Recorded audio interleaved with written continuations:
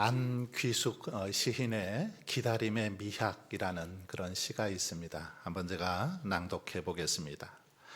삶은 내 안에 내가 몰랐던 진정한 나를 알아가는, 삶은 기다림이 사라지면 지루해진다. 삶은 기다림의 긴 여정, 꼭 만나야 할 사람을 손꼽아 기다리고 꼭 나서야 할 때를 간절히 기다리고 최선을 다한 후 그저 담담히 기다린다.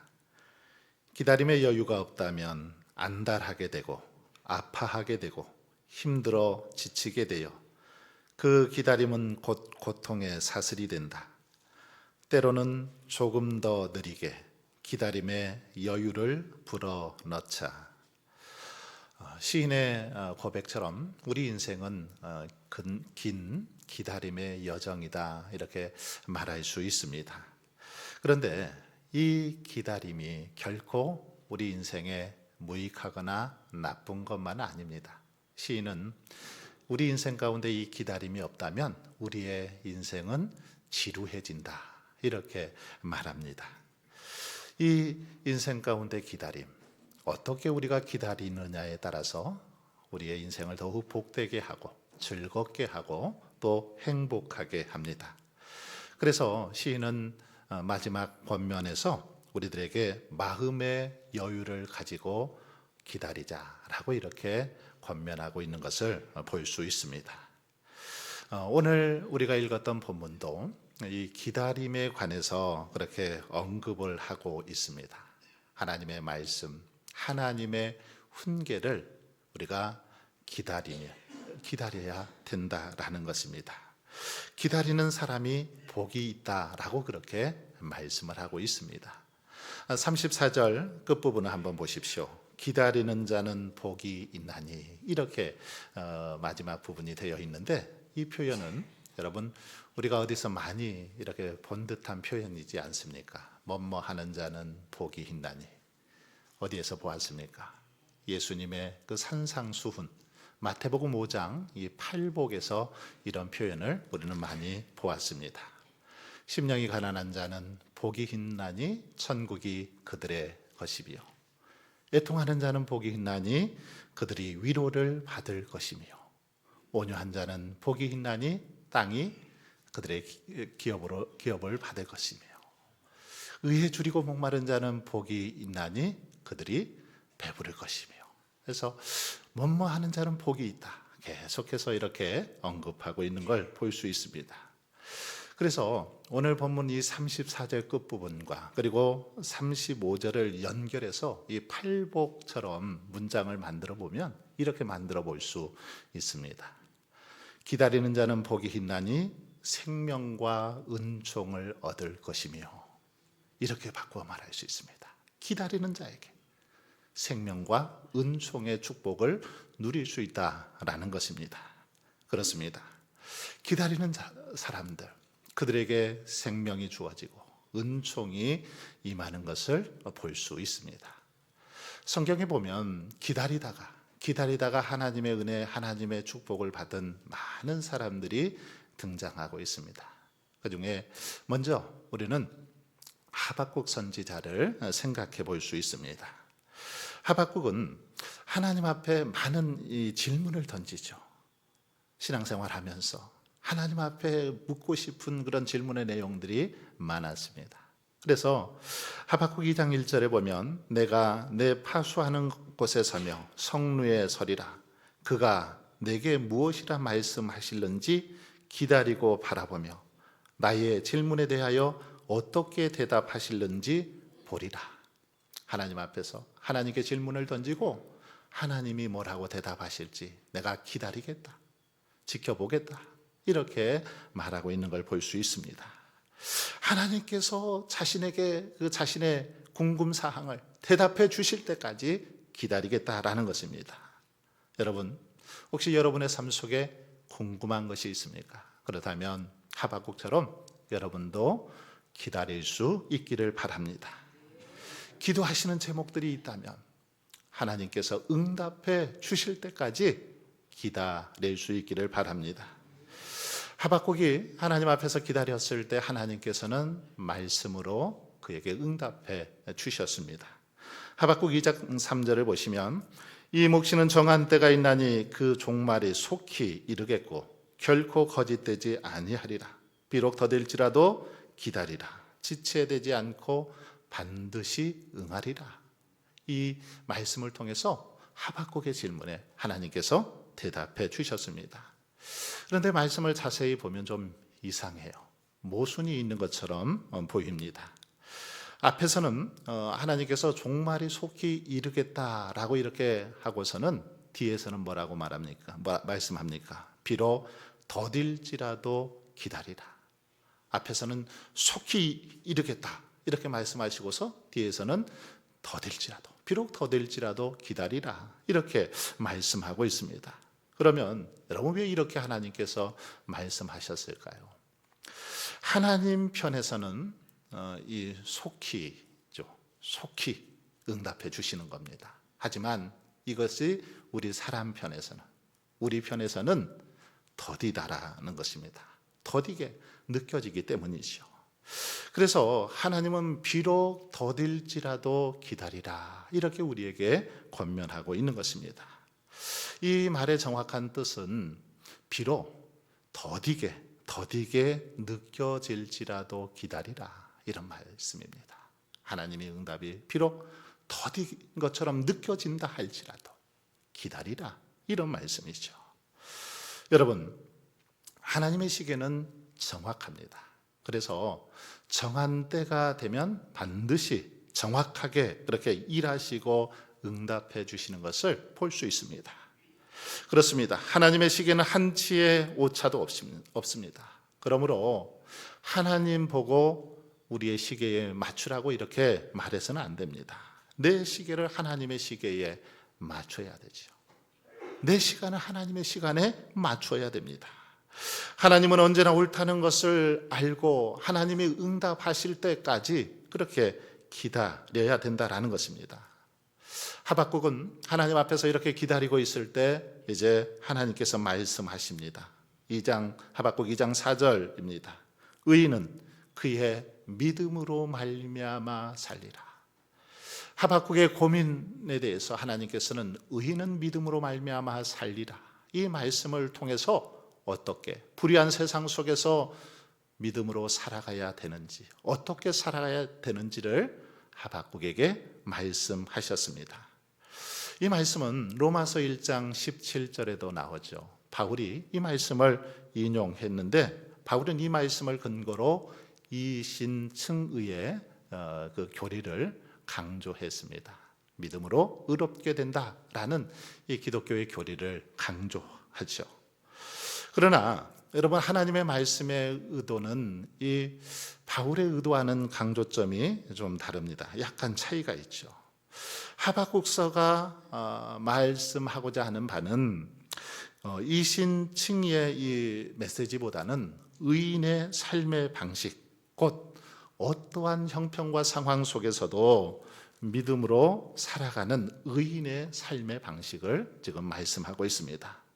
즉 불의한 자의 마음은 교만하고 그의 삶의 방식은 정직하지 못한 데 반해서 의인은 하나님에 대한 정직한 그런 믿음으로, 강직한 믿음으로 살아가야 된다라는 것입니다. 불의한 자들은 교만하여 하나님의 말씀을 믿지 아니하고 하나님에 대해서 신실하지도 정직하지도 못합니다. 하지만 의인은 하나님의 말씀을 믿는 믿음의 삶을 살아가야 한다라는 것입니다. 이와 같이 이 의인의 삶의 특징은 하나님의 말씀을 그대로 이루어질 줄로 믿으며 살아갑니다. 때문에 성경이 말하는 의인은 이렇게 어떤 행위가 완전하거나 의롭거나 하는 말이 아닙니다. 성경이 말하는 의인은 하나님과 그의 말씀을 믿는 자이죠. 하나님과 그 말씀을 믿는 사람입니다. 그러므로 아브라함이 하나님께 의롭다함을 이렇게 받은 것도 아브라함의 행동이 의로워서가 아니라 그가 하나님을 믿었기 때문이죠. 그리고 하나님의 말씀을 믿는 믿음에 근거해서 순종의 삶을 살았기 때문에 하나님께서 그를 의롭다라고 그렇게 인정해 주신 것입니다. 이렇게 하나님께서는 당신을 믿는 믿음으로 삶의 기반을 삼고 믿음에 근거해 살아가는 사람들, 그들을 의인이라고 그렇게 인정해 주시더라는 것입니다. 여러분, 그러므로 아무리 우리들이 세상 사람들에게 의인으로 추앙을 받는다 할지라도 그가 하나님을 향한 믿음의 근거를 두지 않고 자신의 어떤 생각이나 자신의 어떤 가치관, 도덕성을 근거로 자기 방식대로 그렇게 살아간다면 하나님께 인정받는 의인이 될 수 없습니다. 세상 사람들이 볼 때는 선한 척, 의로운 척 보일 수 있지만 하나님의 관점에서는 그렇지 않다라는 것입니다. 의인은 오직 믿음을 따라 사는 자죠. 하나님의 말씀에 자신의 모든 것을 걸고 하나님의 말씀에 순종하는 삶을 살아가는 자, 바로 그가 의인이라는 것입니다. 말씀에 순종하는데 때로는 고생이 있고 희생이 있다 할지라도, 뼈를 깎는 아픔이 있고 어떤 경우에는 목숨을 담보로 해야 되는 그런 상황에 처한다 할지라도, 아무리 극심한 위험과 고난이 따른다 할지라도 그 모든 것을 믿음으로 기꺼이 감수하는 그런 사람입니다. 여러분, 한번 그렇다면 우리의 삶을 이 시간 조용히 돌아보십시오. 저와 여러분은 하나님을 굳게 신뢰하면서 정말 그 믿음으로 하루하루 살아가고 있습니까? 하나님의 정한 때를 기다리며 하루하루 믿음으로 그렇게 살아가고 있습니까? 비록 힘들고 괴로워도 인내하고 있습니까? 솔로몬은 오늘 본문에서 기다리는 자는 복이 있다라고 했는데 정말 말씀 그대로 하박국은 하나님 앞에서 간절히 기다릴 때 하나님의 풍성한 은혜를 받게 되었고 하나님의 답을 얻을 수 있었습니다. 기다렸더니 하나님께서 응답해 주시더라라는 사실입니다. 하박국 외에도 기다리다가 복을 받은 사람들 성경에 많이 나오는데 그중에 또 한 사람은 시므온을 꼽을 수 있습니다. 누가복음 2장에 보면 시므온은 이 아기 예수가 정결 예식의 이렇게 날에 예루살렘에 올라가게 되죠. 이때 성전에서 예수님을 만난 사람이 바로 시므온입니다. 누가복음 2장 25절의 말씀을 보면 시므온을 그렇게 표현하고 있습니다. 기다리는 자. 이 시므온의 별명이기도 했습니다. 기다리는 자. 기다리기를 참 잘했던 자 시므온이죠.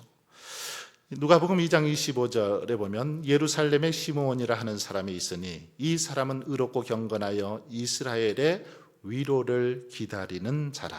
성령이 그 위에 계시더라. 이스라엘의 위로를 기다리며 그렇게 살아갔던 자가 시므온입니다. 이처럼 시므온은 오랫동안 기다리다가 아기 예수님을 만나는 그런 복을 누리게 됩니다. 기다리다가 주님의 구원을 또 맛보기도 했습니다. 누가복음 2장 29절에 보면 주제여 이제는 말씀하신 대로 종을 평안히 놓아 주시는도다. 내 눈이 주의 구원을 보았사오니 이는 만민 앞에 예비하신 것이요 이방을 비추는 빛이요 주의 백성 이스라엘의 영광이니이다. 자신의 눈이 주의 구원을 보았다. 간절히 기다리다가 주님의 구원을 보았다라는 것입니다. 여러분, 그러므로 저와 여러분도 시므온처럼 늘 기다리는 삶을 통해서 예수님의 구원을 맛보고 또 예수님을 만나는 그런 은혜를 누릴 수 있기를 바랍니다. 날마다 예수님께서 베풀어 주시는 구원의 감격과 기쁨을 맛볼 수 있기를 바랍니다. 이제 반대로 기다리지 못해서 어려움을 겪은 사람들을 성경에서 한번 살펴보고자 합니다. 기다리지 못해서 불행을 겪은 사람들, 그 중에 대표적인 사람은 바로 아브라함입니다. 이 사람은 아브라함은 자기만 불행을 겪은 것이 아니라 자기 때문에 지금까지도 인류를 불행하게 하는 그런 사람이죠. 아브라함은 하나님께서 아들을 주시겠다라고 했으면 끝까지 기다렸어야 합니다. 그런데 기다리지를 못합니다. 아이를 갖지 못한 부인 사라가 미안한 마음에 아브라함에게 그렇게 말합니다. 내게 하나님께서 출산을 허락하지 않은 것 같으니 여종에게 들어가서 원하면 여종과의 관계를 통해서 아이를 낳으라, 이렇게 말을 합니다. 아마 이 말을 하는 사라의 마음은 정말 찢어질 것 같았을 겁니다. 너무 수치스럽기도 했을 것입니다. 이때 정상적인 남편이라면 어떻게 해야 될까요? 아브라함이 어떻게 대답해야 됐겠습니까? 무슨 말이요? 조금 더 기다려 봅시다. 조금 더 기다리면 하나님께서 분명히 우리에게 아이를 주실 겁니다. 그러면서 위로하고 기다렸어야 될 것입니다. 그런데 성경을 보면 어떻습니까? 아브라함은 기다리지를 못했습니다. 사라가 그렇게 말하니까 옳거니 잘됐다 싶어서 얼른 몸종에게로 들어갑니다. 그래서 몸종과의 관계 속에서 아들을 낳게 되죠. 이렇게 낳은 아들이 바로 이스마엘입니다. 이 이스마엘은 아랍의 조상이죠. 오늘날 중동 분쟁의 모든 원인이 여기서부터 시작되지 않습니까? 이라크 문제, 또 이슬람교의 모든 것들이 여기서부터 비롯되었던 걸 볼 수 있습니다. 물론 생각해 보면 아브라함 그 마음을 이해도 할 만합니다. 그때 아브라함의 나이 85세였습니다. 하나님의 약속을 믿고 고향을 떠난 지 10년이 되었던 때죠. 아내의 어쩌면 이 출산의 능력, 이제 거의 이렇게 상실될 그런 때였죠. 더 이상 기다릴 수 없는 처지였습니다. 여러분, 하지만 진정한 기다림은 어떻습니까? 이 진정한 기다림의 신앙은 이런저런 어떤 인간적인 계산을 초월해야 되죠. 환경적인 상황도 감안하고 극복해야 되는 것입니다. 아브라함은 그렇지 못했기 때문에 결국 그의 인생에 이렇게 커다란 오점을 남길 수밖에 없었다라는 것입니다. 또한 기다리지 못해서 불행을 겪은 사람이 있습니다. 바로 사울입니다. 사울이 블레셋 사람들과 이렇게 싸우게 되는데 블레셋 사람들의 군사들이 엄청났습니다. 병거가 3만, 마병이 6천, 그리고 백성은 해변의 모래알처럼 많은 것입니다. 이 모습을 보고 이스라엘 백성들이 겁을 먹게 되죠. 겁을 먹고는 그 굴과 숲을 바위 틈 속에 이렇게 들어갑니다. 그래서 겁을 먹고 다 숨어 있는 거죠. 이때에 사무엘이라도 좀 빨리 와서 제사를 드려주면 용기를 얻게 될 텐데 사무엘도 제때에 오지 않는 것입니다. 그러자 이 사울은 자기 멋대로 제사를 지내죠. 번제를 드립니다. 사무엘을 기다려서 사무엘을 통해서 제사를 드려야 되는데 그냥 자기 마음대로 제사를 드려버린 것입니다. 이 일로 인해서 이 사무엘은 사울을 크게 책망하죠. 왕의 나라가 길지 못할 것이다. 다른 사람을 백성의 지도자로 삼을 것이다 라고 그렇게 경고합니다. 이 일로 인해서 결국 사울은 하나님께 버림을 받았던 것을 볼 수 있습니다. 여러분 가운데 간절히 지금 구하고 있는 것이 있습니까? 그렇다면 주실 때까지 기다리며 구할 수 있기를 바랍니다. 무엇인가 찾는 것이 있다면 정말 찾아질 때까지 그렇게 기다리며 찾을 수 있기를 바랍니다. 무언가를 위해서 문을 두드리고 있다면 그 문이 열릴 때까지 계속해서 기다리고 두드릴 수 있기를 바랍니다. 그럴 때 반드시 정말 주시고 찾고 열리는 그런 은혜가 일어나게 될 것입니다. 자, 그러면 우리는 기다리는데 어떻게 기다려야 될까요? 어떻게 기다리라고 말씀하고 있습니까? 34절에 보시면 내 문 곁에서 기다리며 문설주 옆에서 기다리라. 말씀을 이제 들으려고 기다리는데, 훈계의 말씀을 듣기 위해서 기다리는데 문 곁에서, 그리고 문설주 옆에서 기다리라, 이렇게 잠언 기자는 말하고 있습니다. 무슨 말일까요?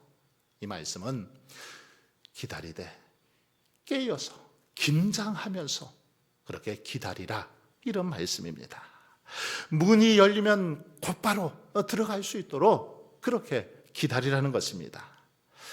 베데스다 연못가의 병자들의 한번 모습을 살펴보십시오.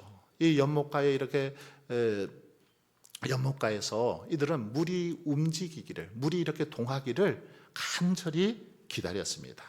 그들은 연못을 떠나지 않았죠. 늘 연못 주위에서 언제 물이 이렇게 움직이는가, 동하는가를 주시하면서 기다렸습니다. 그래야만 물이 움직일 때 재빨리 그 연못에 뛰어들 수 있고, 그래야만 고침을 받을 수 있었기 때문이죠. 여러분, 바로 우리도 기다릴 때 이런 그 자세로, 이런 태도로 기다려야 된다라는 것입니다. 그럴 때 우리는 기다림을 통해서 은혜를 받을 수 있는 것입니다. 또한 기다리되 우리에게 참고 기다릴 것을 말씀하고 있습니다. 기다리면 인내가 필요하다라는 것입니다. 시편 37편 7절에서 다윗은 이렇게 말합니다. 여호와 앞에 잠잠하고 참고 기다리라. 하나님 앞에서 기다릴 때 잠잠하고 참고 기다리라, 이렇게 권면합니다. 예레미야가 3장 26절에도 보면 사람이 여호와의 구원을 바라고 잠잠히 기다림이 좋도다, 이렇게 권면하고 있습니다. 잠잠히 기다리는 것이 좋다, 이렇게 말씀하죠. 그리고 남과 또 비교하거나 불평하지 말고 우리는 기다려야 됩니다. 잘 기다리지 못하는 것은 자꾸 비교하고 불평하기 때문에 기다리지 못하는 것입니다. 시편 37편 7절 뒷부분에 보면 자기 길이 형통하며 악한 꾀를 이루는 자 때문에 불평하지 말지어다. 악한 꾀를 이루는 자들 때문에, 그들 때문에 불평하지 말라, 이렇게 말씀하고 있죠. 내가 바라는 것은 이루어지지 않는데 저 사람, 특히 저 악한 사람은 응답을 받는 것을 보면서 왜 저 사람은 응답해 주면서 내 기도는 들어주시지 않는 거야? 왜 저 사람은 저렇게 축복해 주면서 나는 그렇게 하지 않는 거야? 불평하거나 비교하지 말라는 것입니다. 비교하다 보면 우리 인생이 불행해지기 때문이죠. 여러분, 그러면 기다리되 우리는 무엇을 기다려야 될까요? 성경은 오늘 우리에게 무엇을 기다리며 살아가라고 그렇게 말씀하고 있습니까? 무엇을 기다리라는 것입니까? 성경은 우리에게 주님의 재림을 기다릴 것을 말씀하고 있습니다. 주님의 재림. 이 주님의 재림은 참으로 중요한 기다림이죠. 어쩌면 최고의 기다림이 바로 이 재림입니다. 오늘은 대림절 넷째 주일인데 대림절이라는 그 영어 단어는 에드벤트라는 그런 단어입니다. 이 에드벤트는 출현, 도래라는 말로 오신다라는 그런 뜻을 가지고 있습니다. 이 말씀처럼 주님은 육신의 모습으로 이 땅에 오셨죠. 그리고 오늘 우리의 삶 가운데 성령으로도 오셨습니다. 이 예수님은 재림주로 우리의 삶 속에 다시 오실 것입니다. 대림절은 바로 그것을 기다리는 때죠. 하지만 재림이란 말, 왠지 좀 부담스러운 것이 사실입니다. 재림, 이 재림이라는 말 좀 부담스럽죠. 실감이 나지 않습니다. 이 말은 주로 이단들이 많이 또 사용하기도 하죠. 어쩌면 참 좋은 말이고 꼭 우리들이 기억해야 될 말이지만 이것들을 이단들이 더 잘 사용하고 있는 걸 볼 수 있습니다. 그러나 여러분, 이 재림은 아주 중요한 그런 교리입니다. 만약에 우리 가운데 이 재림이 없다면 우리가 이렇게 신앙생활 할 필요 없습니다. 재림이 없으면 소망이 없기 때문이죠. 오늘날 이 현대 교회들이 이렇게 약해진 이유 가운데 하나는 재림에 대한 신앙이 약하기 때문입니다. 재림에 대한 신앙이 갈수록 그렇게 약해져 있기 때문이죠. 그래서 재림에 대해서 잘 설교하지도 말하지도 않는 것을 볼 수 있습니다. 하지만 여러분 생각해 보십시오. 이 초대교회 성도들이 그렇게 아주 강하게 힘있게 신앙생활을 할 수 있었던 이유가 무엇입니까? 그 모진 핍박 속에서도 박해 속에서도 믿음을 지킬 수 있었던 이유가 뭡니까? 그것은 그들이 이 주님의 재림을 간절히 기대하는 믿음이 그들 안에 있었기 때문입니다. 그들에게는 재림 신앙이 있었습니다. 그들의 인사말 무엇이었습니까? 마라나타였죠. 아멘 주 예수여 속히 오시옵소서. 이것이 만날 때마다 하는 인사말이었습니다. 늘 재림을 소망하며 기대하며 살았다라는 것입니다. 그러기에 이들은 어떤 어려움 속에서도 재림 신앙으로 그것을 극복하고 이겨냈던 것이죠. 1907년 평양 대부흥 운동 때 성도들이 제일 많이 이렇게 불렀던 찬송이 있습니다. 특별히 길선주 목사님은 부흥회를 인도할 때마다 늘 빠뜨리지 않고 부르던 찬송이 있는데 그 찬송은 바로 우리 찬송가에 나와 있는 179장입니다. 주 예수의 강림이 가까우니라는 이 찬송이죠. 주 예수의 강림이 가까우니, 이 평양 대부흥 운동 때 늘 즐겨 부르던 찬송이 바로 이 찬송이었습니다.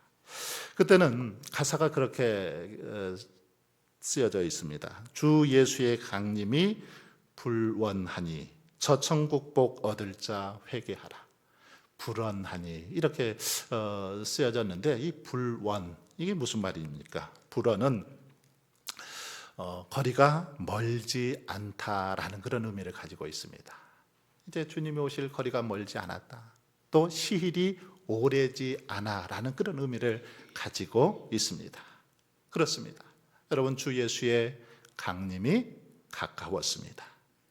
언제 오실는지 우리는 정확히 알 수 없지만 돌아가는 이 세상을 보며 정말 주님의 재림이 아주 정말 가까이 왔다라는 것은 명백합니다. 여러분 이처럼 초대교회나 우리나라 초기의 성도들은 항상 이 재림신앙, 주님의 그 재림신앙을 가지고 살아갔다라는 것입니다. 이 신앙이 그들의 믿음을 더욱 강하고 담대하게 했습니다. 그래서 어떤 유혹과 시험 앞에서도 흔들리지 않고 믿음으로 살아갈 수 있었던 것입니다. 사랑하는 성도 여러분, 그러므로 저와 여러분도 정말 늘 깨어 그렇게 기다리며 살아갈 수 있기를 바랍니다. 하루하루 간절히 참고 인내하며 살아갈 수 있기를 바랍니다.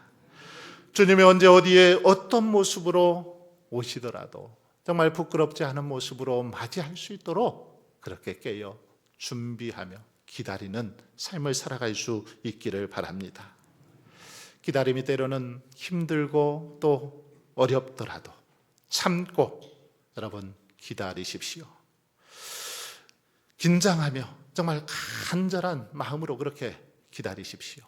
그래서 재림의 주님을 기쁨으로 맞이하고 기도의 응답을 받고 생명을 얻고 구원의 은총을 얻을 수 있는 저와 여러분 모두가 되실 수 있기를 주님의 이름으로 축원합니다.